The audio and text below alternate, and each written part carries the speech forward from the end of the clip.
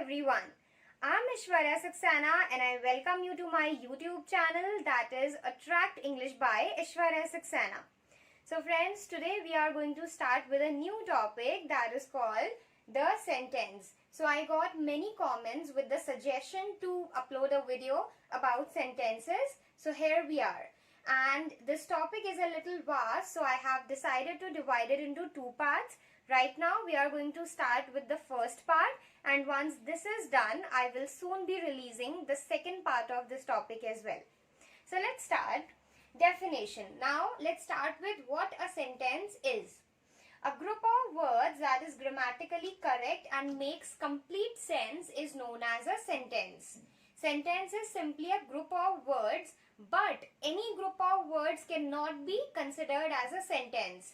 That group of words should be grammatically correct, plus it should be able to make complete sense, and then it will be considered to be a sentence. Then there are few examples. Rahul is a good player. So here Rahul is a good player. This sentence is a group of words. Secondly, there is no grammatical error here and it is able to make sense, complete sense. Riya cooks food daily. So whenever we are writing something or we are having conversation with anyone, so whatever we speak or we write, that is all a part of sentences. Then parts of sentence. A sentence can be broadly divided into two parts.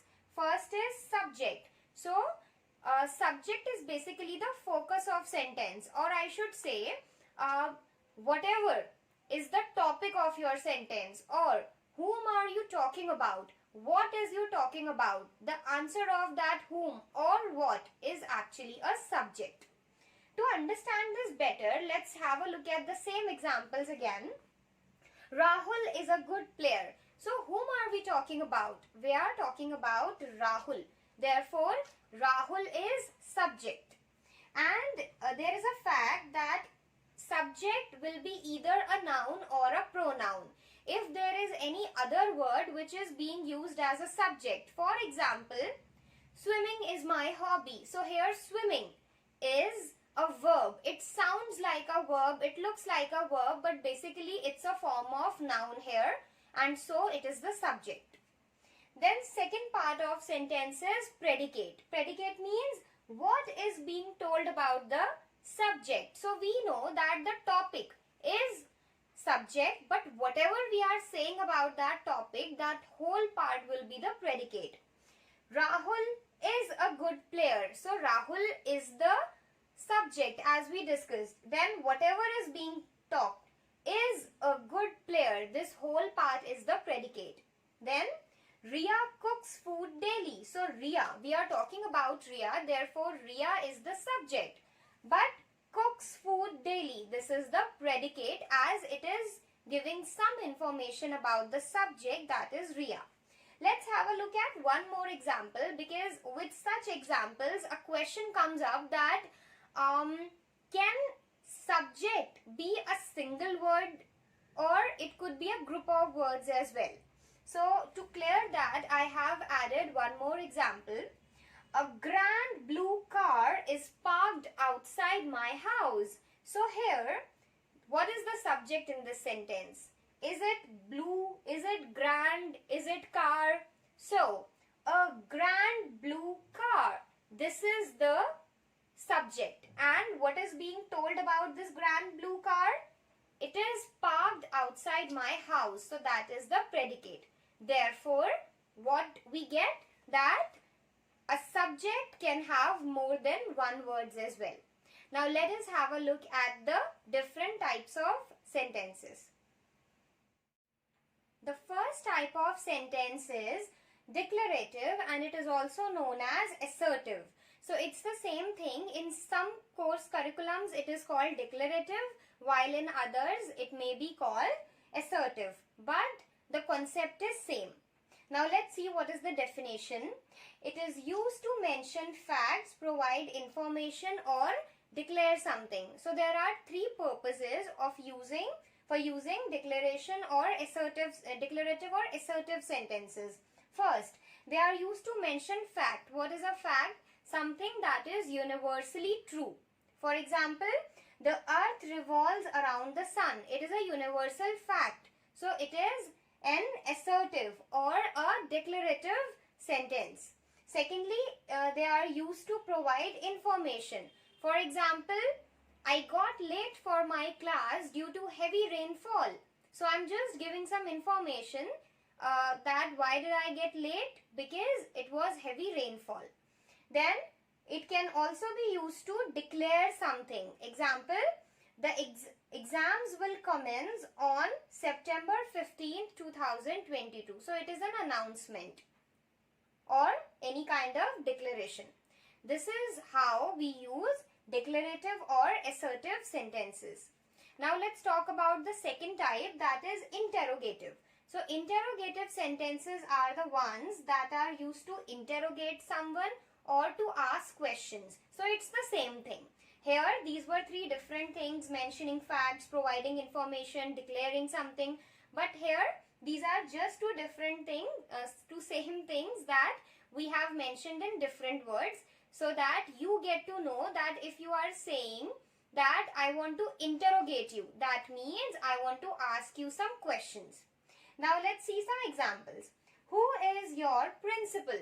And a question mark. So this type of sentences which are actually being used to ask a question are called interrogative sentences.